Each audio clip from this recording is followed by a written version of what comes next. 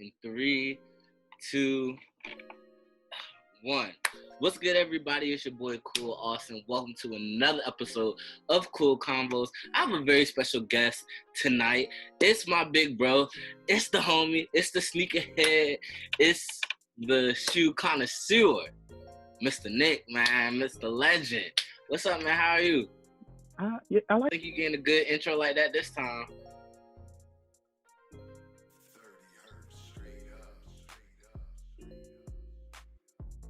Stop trying to be technically savvy and just talk to the computer. What's good, y'all? It's your boy Kool Austin, and welcome to another episode of Kool Konvos.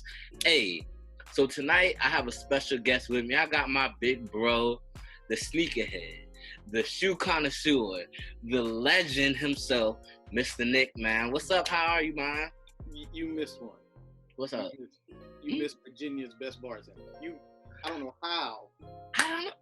All right, we're going to start that up. We're going to leave it there. No, we're not. I want them to know that you missed that. So okay. We're going to continue on from this point on, because I told you in our pre-show meeting, I was going to carry you. Okay. All right. So, all right. Yeah, right. Don't try to embarrass me on my platform, nigga. We're not doing this. All right? We're not doing this. Never would.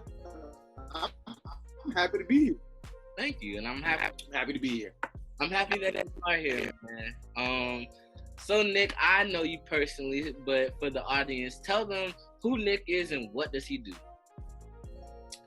So, Nick, at this point in his life, is I'm there for all my young boys.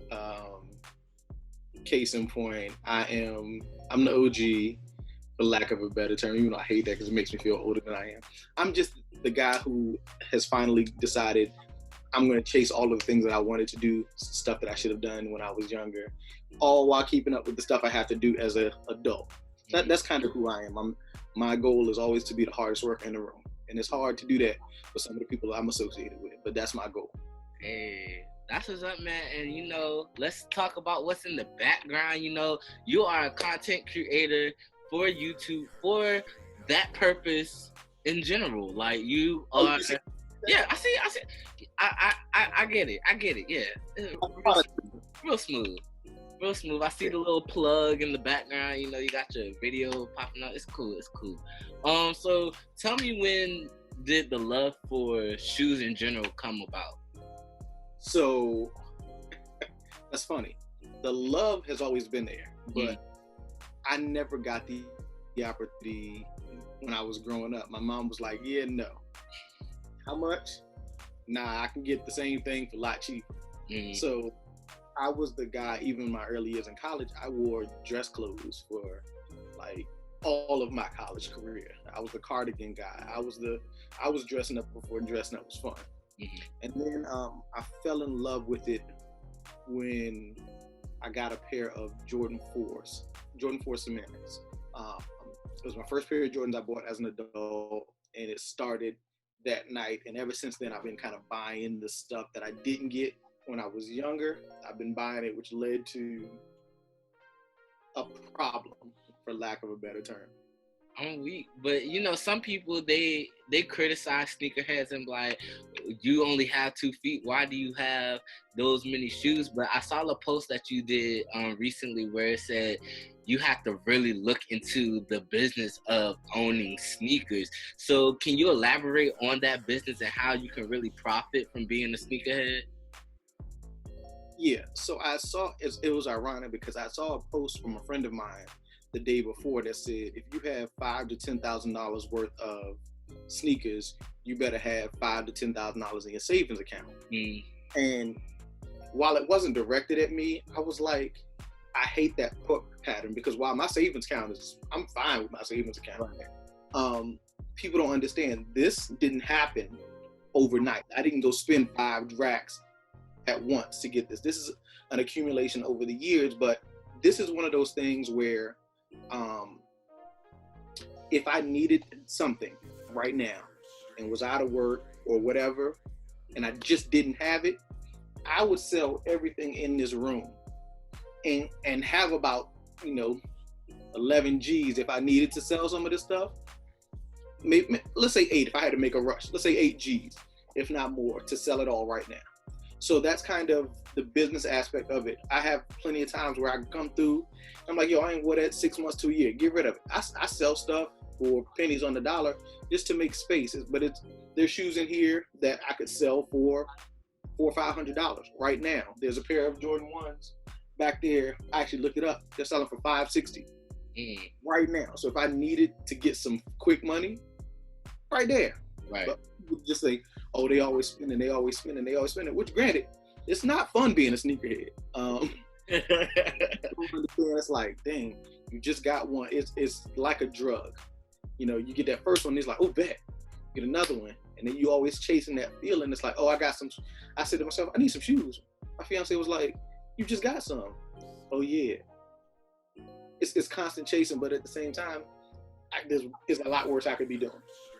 That is true. It's definitely more addictions that you could be doing out here that is way worse. I work hard, so. Yeah, and I am a witness to that. He does work very hard, and where we work stresses him out very much. That's what I'm called now. That's what I got. But since we're on the topic of jobs, you know, you're a bartender on the side, man. You out here getting it lit for the 757. You feel me? I feel like that's where. Now, Calvin said you met me before, but I feel like I naturally knew who you were at the bar. Like, you interviewed me, and then boom, that Saturday, here go here. That's the fun part about my job. And I've had people come in, and they looking at me like, I've seen this cat before. And I'm like, yeah. Right. If you don't recognize it, I ain't going to recognize it. But I see people. Bars partly were paid for most of the stuff, by the way. But you see people, and you just start to go, I remember that person, good or bad. They got too drunk. They didn't tip. They tipped really well. You start to remember faces and just, oh, okay, cool. So plus, you know, I'm on the yard when I'm on there. So it's like I know people. You know, that's what I said, I'm Unc. I've been around. People know. So being a bartender, how tedious is it to like try and mix your drinks up or like come up with different drinks to you know, bring that audience in, like bring them like, oh, I remember Aaron made this and the man that hit. Like how tedious is that? So as a male bartender, it's super hard. Because a lot of venues want pretty girls or big breasts to bring the people in. So as a male bartender, you have to be fast, you have to be accurate, and you have to have a personality. Right. I actually enjoy the stress of being behind the bar. When there's 10 people and everybody needs drinks, I actually enjoy that. That's my peaceful moment, because at my day job, I'm stressed. So at the bar, I can just zone out, whatever you need, hear the music, let that flow through me and make the drinks. But you basically, as a bartender, especially a male, you have to take what you like and make it better. I'm not a Hennessy drinker. A lot of people are. So I had to go buy a bottle of Hennessy and play with it. Well, what goes here? What can I taste that? And you just create those things and you try to make it so that they have to come back to you to get that drink. And that's why a lot of times if I make you a drink, especially if you're new, as I give it to you, I'm like this. I bet that was the reaction I wanted, because now you're like, oh, damn, I got to come back to this bar to get that. That's what you just have to do time in and time out. Just like I'm sure you're familiar when you with your boys, and it's like, all right, who made the blue juice? Oh, so-and-so made it, I'm good. Oh, they made it, bet, let me get some. It's this, you just keep pulling them back in. Facts. And just having that consistency of great work, that I know that goes into my next question where I'm about to ask is being a content creator and just being consistent in that craft, because a lot of people think, oh, YouTube, you know, it's just recording, editing, and then you post it. It's a lot of that goes into it. It's a lot of marketing. It's a lot of being relevant, being in that moment where people can relate. So tell me, how has it been being a content creator? What are some pros and cons of being a content creator? So the biggest thing I will say about being a content creator, the biggest lesson I've learned is do not watch the numbers. Right. That was my issue when I started. I'm like, all right, it took me a sneaker review can take 30 minutes, which doesn't seem like a lot, but, and that's why if you watch some of my videos, and since we're here, make sure you follow me on Instagram, which is IamLegend_716. My YouTube page is Legendary Kicks. You can search it by just searching my name, which is Nicholas Giles, Giles. Just leave that in there. But it could take 30 minutes of you recording something. Oh, I didn't like the way I said it.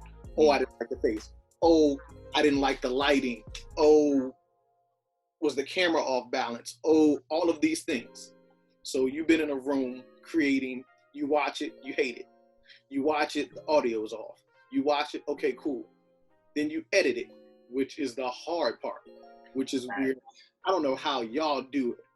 The things that editors and producers in the content world, y'all are a gem, because we have an idea of how we want it to look. And you can attest to this. When you're editing, if you're a second too late or a second too early, it can really affect the product that you put out. So you put it all out there, you edit it, and then you watch it. So now you're probably sick of it because you've seen it 15 times. Then you put it out there and you wait. And you go, I just did 4 hours of work and 3 people watched it. Right. I just did 4 hours of work and a week later, 10 people watched it or 100 people watched it and one person liked it. You have to do it for you. And I think that's what where a lot of content creators go wrong. They want to do it to be seen. My channel is a year behind. Because I said, yo, I'm gonna start a YouTube channel. He was like, yeah, you should. You've been on the sneaker stuff, blah, blah, blah. Bet, I'm gonna do it. Then I started making excuses. Oh, I don't have a camera. Oh, I don't have a microphone. Oh, I don't have this. Oh, I don't have that. And ironically, I made a post on my Instagram, was like, I got to shoot early because Foot Locker made a mistake and put it out early. So I said, oh, this is what I would say if I started my YouTube channel. People was like, oh, well, I checked the link in your bio thinking there would be a link in your bio. It wasn't there. You playing. I was like, dang, y'all serious? They're like, yeah. And then 2 days later, I actually saw that I said on Facebook that I was going to make a YouTube page a year ago. So you just kind of have to do it, and you have to understand, it ain't all fun. It's not. It's not, bro. And you're going to really feel like you put your heart and soul into something, and it ain't going to hit. And then something that you threw out there to throw something out there, the people love it. And there's no rhyme or reason. But there is, I downloaded an app for all the content creators who are possibly thinking about starting. It's called TubeBuddy. And what TubeBuddy does is, yes, it'll show you how many likes you got or how many views you have, but TubeBuddy shows you milestones. And that's what I've started to base my work on, is hitting milestones. Certain amount of videos posted, certain amount of hours watched, certain amount of subscribers. That's what I watch. I want to hit those milestones, as opposed to, oh, only 50 people watch that video? Screw that video. I want my next milestone. So it's just, you have to do it for yourself or you're not going to enjoy it. And you're going to lose the passion really quickly. And it's going to feel like work. Yeah, definitely. I'm the same way. Like, when I first started creating content, I was just like, oh, I want a point K after my views. But, you know, if you don't, like you say, if you don't have the love for it, it's going to feel like a job. Like, and we're already stressed at our other jobs, so we don't need this one to be. The idea is, you have to do it for the love of what you're doing. I kept watching a whole bunch of people do this, and I'm talking big YouTube in the sneaker community, and I'm like, I could do that. Why am I not doing that? I have a personality. I'm exciting. I don't have the editing. I don't know how to do that. But the other side is, it's a skill to learn. Yeah. I'm not great at it. But guess what? I'm better than I was, because I'm 27 videos in now. I'm better than I was on the 3rd video as far as my editing goes. So it's something else that you can add to your collection to learn and make yourself better as you grow. That is true. You speaking gems right now. It's the struggle that you have to. This is me talking because I'm 3 videos behind right now, because I said I'm gonna do it yesterday. I'm gonna do it before I do this call that I'm on right now. You have to make yourself do it right then. When a shoe comes in, get off your butt, go record the video. Or if not, you're gonna be behind, and the goal is to be seen. In the sneaker world, once I see a video 3 times about a specific shoe, you don't want to do it no more. I don't want to do it no more. So I got these. These don't drop until Saturday. the video should have been out, but I'm behind because I'm behind. Because I said, oh, I'm gonna do it tomorrow. Oh, it's raining. Oh, I'm tired. Oh, I just ate. I'm behind. Right. It would have been out, but because of me playing around, it's not out yet. But it'll be out before Saturday, though. I know that much. Well, I'm glad that you take accountability, because a lot of people, especially in the YouTube community, they love to say, you know, I can't do this, or I don't have, or I'm like creatively stuck. But it's just like being creatively stuck. I feel like because of my drive, that's not really a reason, because after a while, you're not just doing this for yourself. You have a following that actually wants to see your work, and you might never know who you're influencing or who you're motivating by the work you put out. So that's how I feel about it, and I'm just glad you take accountability, because a lot of people don't. The funniest thing about YouTube is your biggest, and I mean your biggest fans outside of maybe your close personal relationship, is going to be a stranger. It really is. I mean this 100%. I post a video. I got a homeboy. He's an alpha in Texas. Never met the guy a day in my life. He'll repost faster than people I went to school with, or people I work with. He'll repost it because you build those relationships. But it's like, yo, I cheered for him, now he's cheering for me. And then you start making these relationships, and boom, I met somebody, and he just reached the 10,000 subscriber mark. Now he's like, all right, bro, it's your turn. Let's talk about how we get you there. I'm like, I got 276. He said, yeah, so let's get to 5. Once you get to 5, let's get to 1,000. Yeah. You're accountable on it, and that's what it's about to me.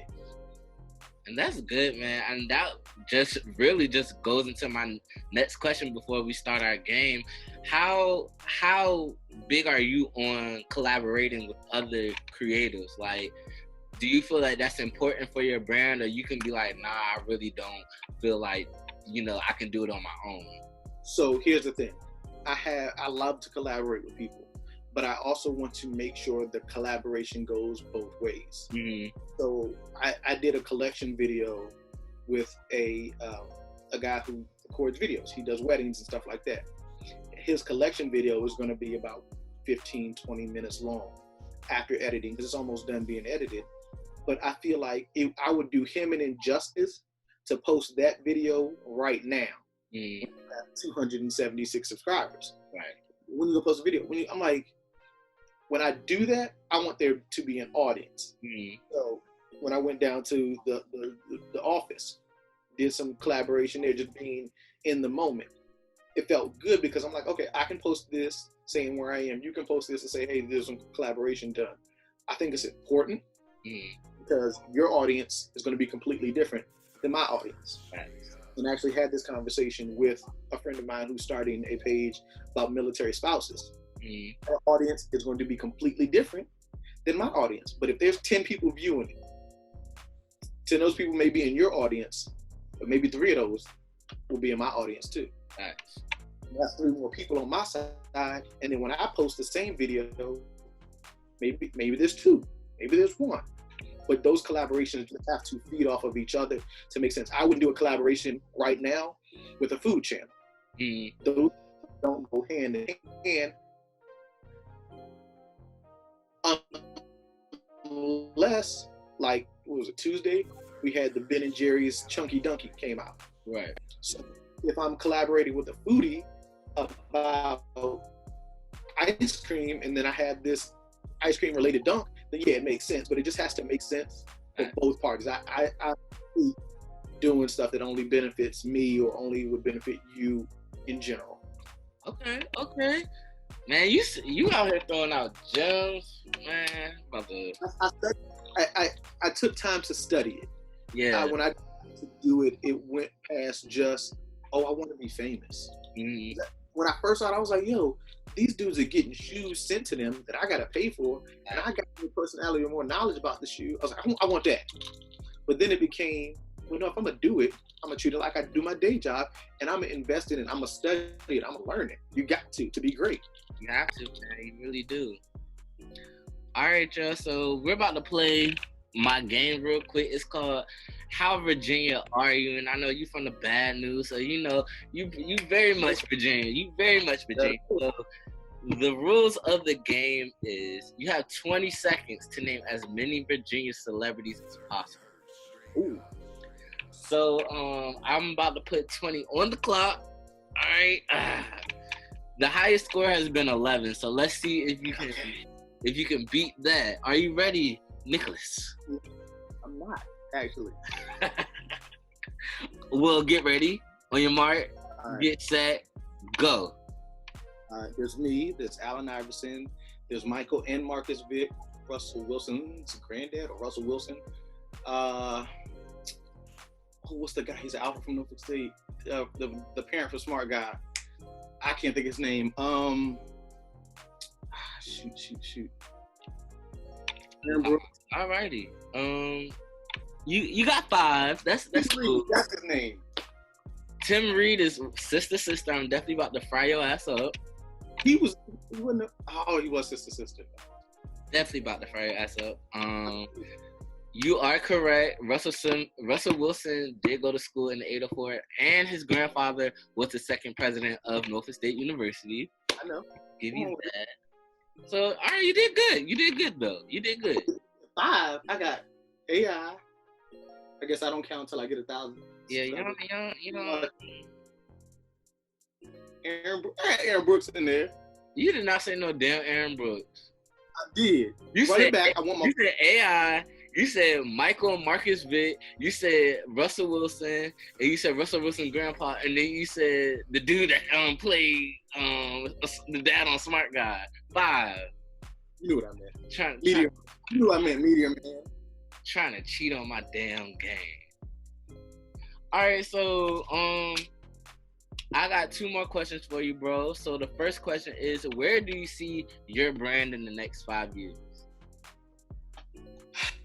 You know what? I see steady progression. I don't ever, there's a goal, but my goal is whatever goal is next. So my current goal is 500 subscribers. Then the goal after that is 1,000. So ain't nothing between 5 and 1,000. Right. But my goal in the next 5 years is progression, an actual setup. So right now I got my little ring light and my phone.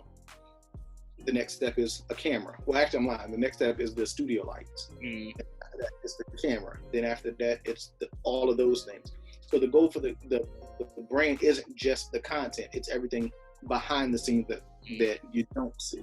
And then it's just getting better every video I post. So 5 years, hopefully, I'm getting some type of branded content being sent my way. From some of these larger brands, but it's just progression. That's all I see. And I like that answer because, a lot of people, they try to be like, 5 years, I'm going to do this. But if you just, broad it out and just say progression, you can never go wrong because every day you're better than the next. So have you heard the song Will? That Will Smith he did a remix? Oh, with Will? Yeah. So there's a part of the song where he goes brick by brick. The story goes back to Will Smith as a kid, and I'm a huge Will Smith fan. What's his real name? First of all, let's not do this. Let me finish my story. You try to jump in here, okay? But now I'm about to start asking you questions. It goes back to a story of Will when he was a kid. His brother, his father owned a business, and they tore down a wall. And Will and his younger brother to build the wall back. And Will and his brother said, "Well, I can't build a wall." His dad said, "Right, I asked you to do the wrong thing. I want you to lay this one brick as perfectly as you can. Focus on that. That's where I get my progression from. Then you take the next brick and you lay that one as perfectly as you can. And at some point, by doing that, you then have a wall. Don't focus on building the wall. It's on the very next step." Ooh. So those are the things that I take in, which is why I never put, like, people are like, "Oh, where you see yourself in 5 years?" Ahead of where I am right now. Right. Because that's the only way to get to the wall being built, is for me to focus on where I am right now, because this is the beginning. So let me ask you a question, since you got all the questions for me. Okay, what's up? What is the purpose of this show for you? So the purpose of this show is just, I love interviewing. Like, I love telling people stories, and there's not a lot of Black media correspondents out there anymore. I grew up with the AJs, the Terrence J's, the Torres, you know, all of those, the Arsenio Hall. So I grew up with these black males in media places giving an organic spotlight to black culture. And you know, I just want to do my part with my generation and be that voice for black creatives. So who do you study to become great? I study a lot of Arsenio Hall, just for the fact that that's where I want my show to go. Like, he had a talk show, but he has so many creatives come on his show, get interviewed, and he mixed music with his show. Like, you'll see him have a live performance and all that. So Arsenio Hall for sure, but business wise, of course, I follow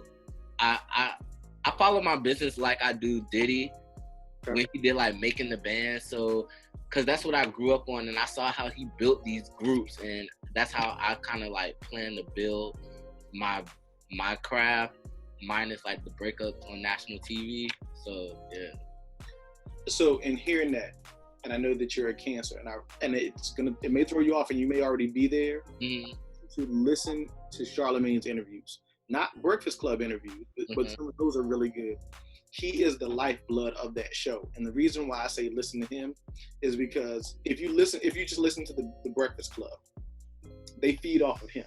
You know, he does a lot of the talking, but his one-on-one interviews are very direct. They're very blunt. They don't pull any punches, but at the same time, he gets people going in this climate. You have to be afraid to, you know, bend the rules a little bit. Right. But I think that by him doing that, he gets through to the real person. Past these, I'm a celebrity. The stuff he got out of Kanye, the stuff he got out of Biden. He made Biden so comfortable, he forgot he wasn't at the cookout. Right. He thought he forgot he was on national TV. Like, that shows you how comfortable the interview was, and he forgot he was on a political trail. He was like, "Oh yeah, I'm hanging out with a friend of mine." Right. I feel like that's where you get your best content, making somebody that comfortable where they're like, "Oh, bet I'm good right here." I do the same thing for my interviews at my job. All right, so my last question of the night is going to be, after all the knowledge that you've obtained in your life, if you had to sit down and talk to 15-year-old Nick and give him some advice, what would it be? Shit.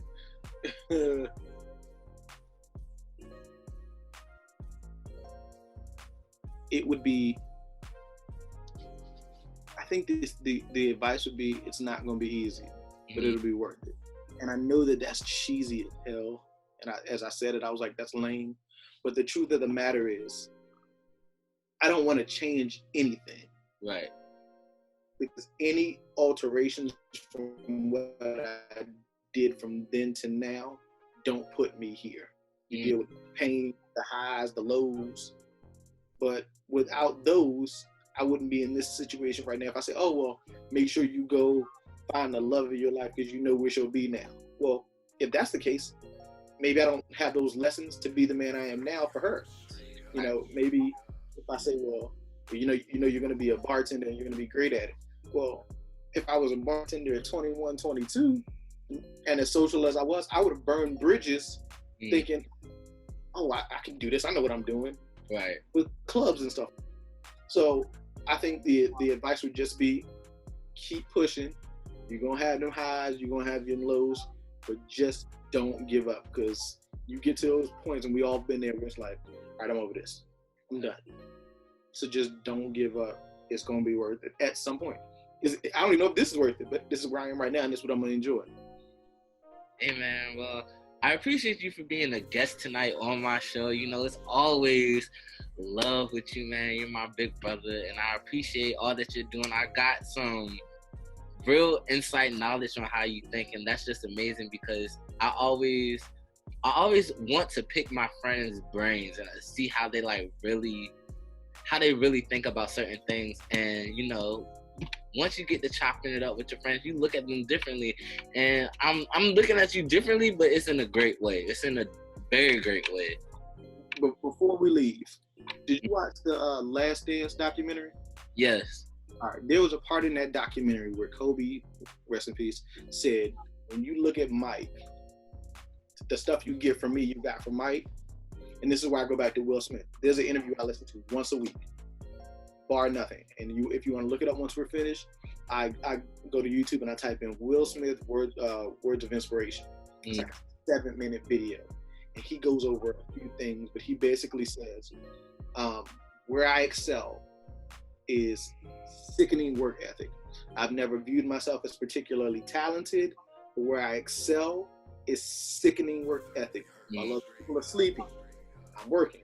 While other people are eating, I'm working. He says, while other people are having sex, he goes, well, I'm having sex, but I'm working really hard at it. Yeah.